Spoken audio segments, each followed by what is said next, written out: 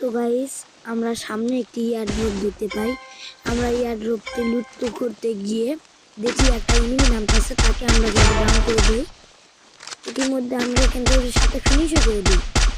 Guys আমরা এয়ারড্রপটি লুট করে কি পাই দেখি গাইস, তোমরা ভিডিওটা শেষ পর্যন্ত দেখতে থাক, অনেক মজা হবে গাইস। তো গাইস আমরা এয়ারড্রপটি লুট করে একটি থমথম এক্স পেয়ে যাই। দেখি সামনে যায় কি পাই। এনার লুট বক্স তো কেবল নামলো, কিছুই থাকবে না।